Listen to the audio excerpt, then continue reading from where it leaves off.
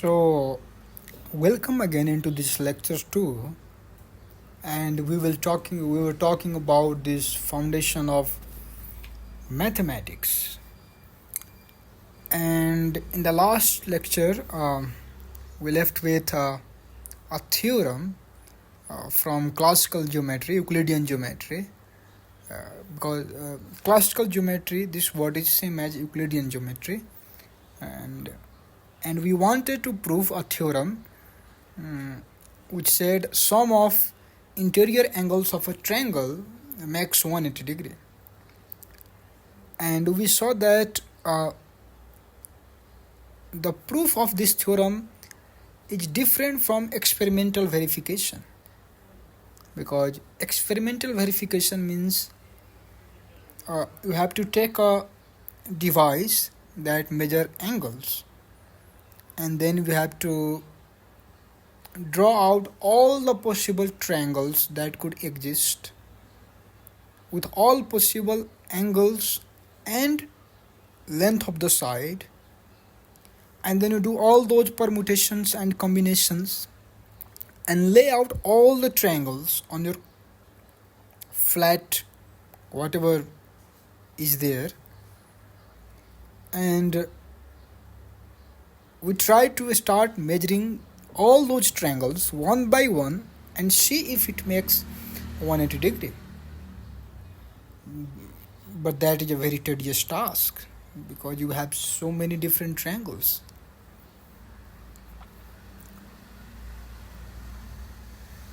With different length. So that is not a good way to prove something. So we ask this question, how do we prove this?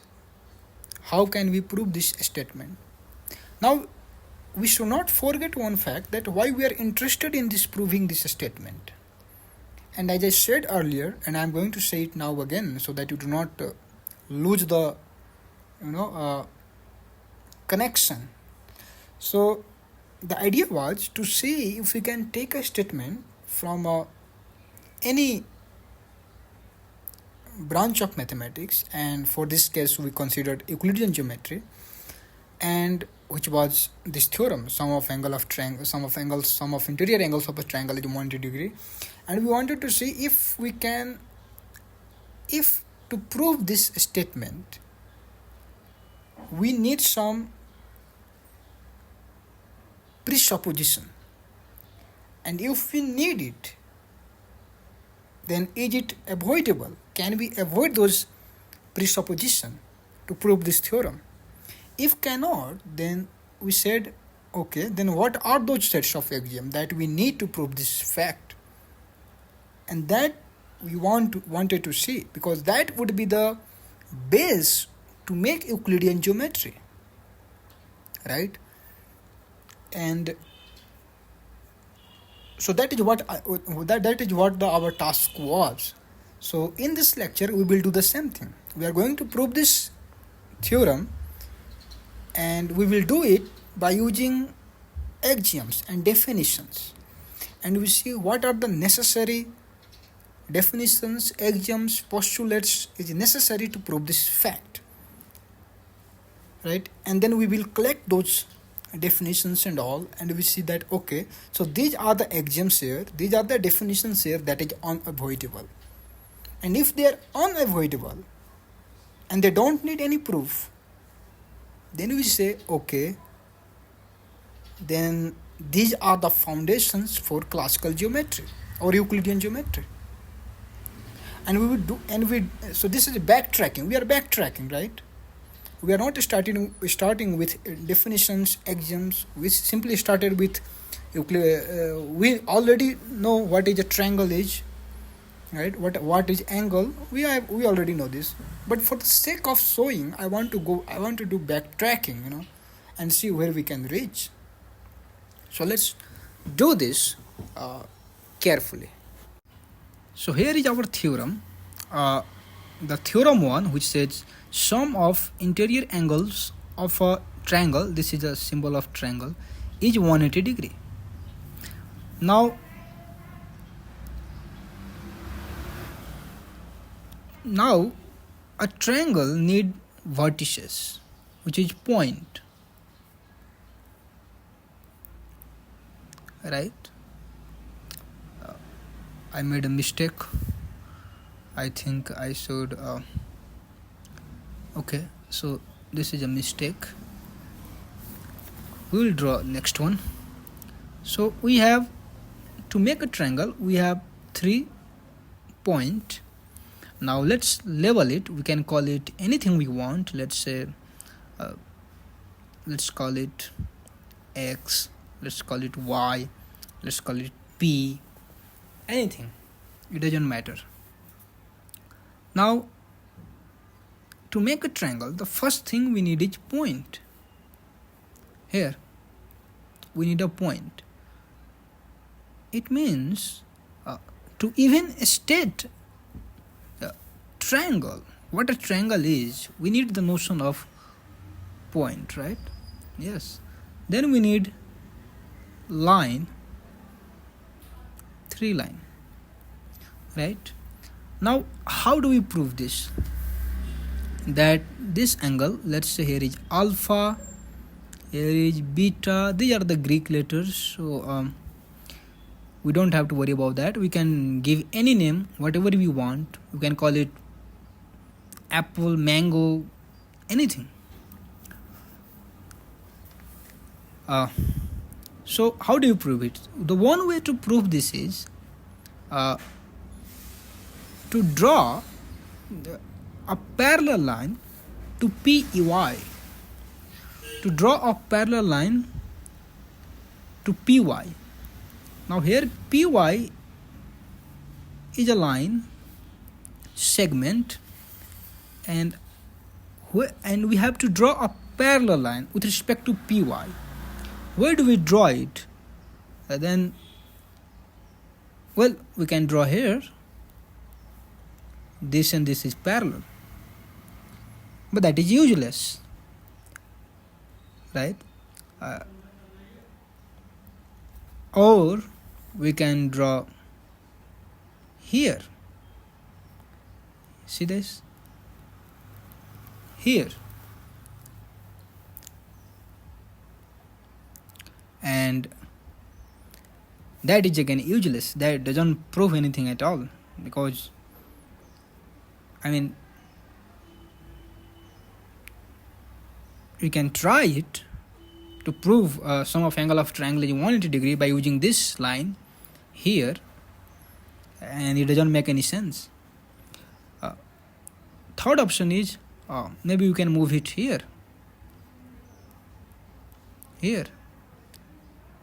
That is also parallel to PY, but that doesn't change anything at all, because you cannot prove using this line. Can we move it up? Okay, so if I move here, then that makes then that can help us maybe. Now let's investigate it really what we are doing here, because why this line does not work or this does not work, we have to see it carefully, and why do we even need to draw this? You see, the first thing is this was let me make a fresh picture. This was our triangle, and this is PY and this is X. We want to draw a parallel line that is parallel to PY, and there is a postulate by Euclid which says if there is a line and if there is a point given anywhere in this space, let's say I suppose here, if there is a line and if there is a point P, then there exists exactly one parallel line, let's say its name is Mn, this line Mn. So what Euclid postulate says, if there is a line Mn given and a point is given, and that point is not on the line Mn, it can be anywhere but not on the line Mn. If suppose the point is here P, then is this point on Mn? Of course it is, because you may think it is not, because Mn is here, this much, and the point is here. So we may think it is not on the line, but no, because there is a axiom of extensions that says you can infinitely extend this line in both directions. Infinitely you can extend this in both directions. And if we extend here, see, this point already lies on this line, right? So this postulate works only if suppose you have given a line here and Mn, and suppose a point is given here P, then Euclid postulate says there exists exactly one line that is parallel to Mn, and that line will pass through P.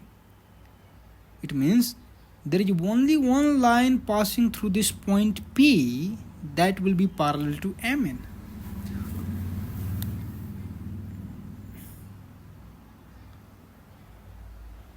Does it make any sense?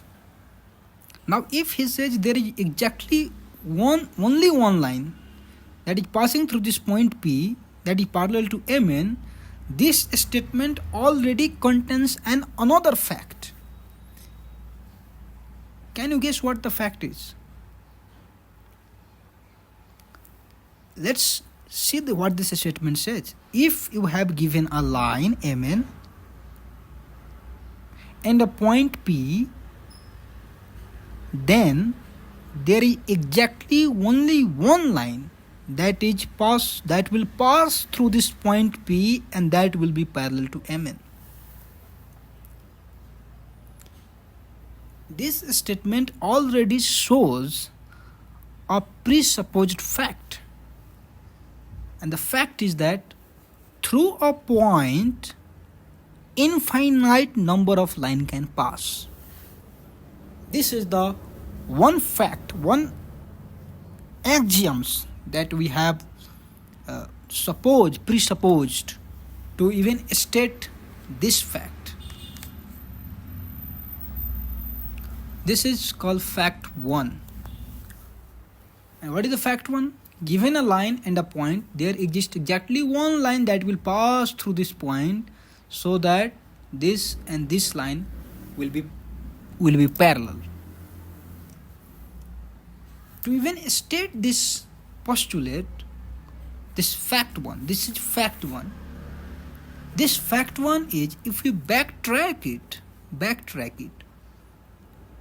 we have another fact upon which this F1 is built upon, and that is that through a point line passes, many line, and among many line only one line exists that is passing through the P and parallel to Mn, that is given a line. So what is that? Fact 0, because we are backtracking. So this is our fact 0, and fact 0 is, if we have given a point P, then through this point infinite number of line can pass. Infinite number of line. First line is here. There is this line, infinite. There is no end to it. Maybe we say the spaces are getting less, the density is increasing. Of course the density is increasing. The density of line is increasing. So you may think maybe we will run out of the density very soon. And the density will be so much that there will be not even an extra space for any line to pass. So how can there be infinite? Sorry, this line was wrong. I passed it here, but you understand that. But that is not the problem. You see, because maybe we think we will run out of the space very soon between this and this space. Suppose here is one line going to pass, if we do many, suppose 5 to 6 lines, this will fill up very quickly, and so these ones, and all these, the density will increase, so we will run out of the space. So how can we say there is infinite line passing through this point? Well, to say that through a point infinite number of line passes, and to be this axiom to be true, this fact 0 presupposes another fact. See, we are backtracking. So what is that another?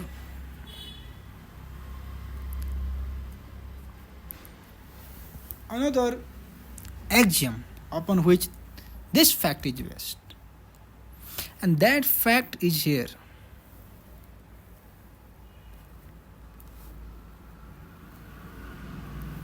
Let's call it fact 00. See, we are backtracking. We were here, this was built on top of this, and this is going to be built on top of this. Because if we are going to run out of the space, then we cannot make the statement that there is infinite line passing through this point. It means this line should not occupy space. Right? It should not occupy a space. But what kind of space? The problem is, if this is the point and we are passing this, when do we run out of the space? We run out of the space means between this and this. This is what we are interested in, this space. In this space, how many lines we can fill? That question demands what is the breadth of the line, right? If the breadth of a line is 1 centimeter, and suppose this space is 10 centimeter, then it means we can fill here 10 number of lines. This 10 centimeter of space can occupy how many lines? 10 lines, each line with 1 centimeter breadth. Now suppose the space is same 10 centimeter here to here, and suppose the breadth of our line is 5 centimeter. One line has 5 centimeter breadth, then there is exactly only 2 lines going to fit here in this 10 centimeter space, this arc, right? It means when we talk about infinite number of line passing through this only this 10 centimeter, in here only infinite number of lines, here is also infinite number of line. The problem is creating is the idea of breadth of a line. Length does not matter, because in this 10 centimeter line, in this 10 centimeter space, if a line has 1 centimeter breadth, we can pass 10 lines, and those 10 lines can have different length. That does not create the problem for this space filling. The problem is breadth. What if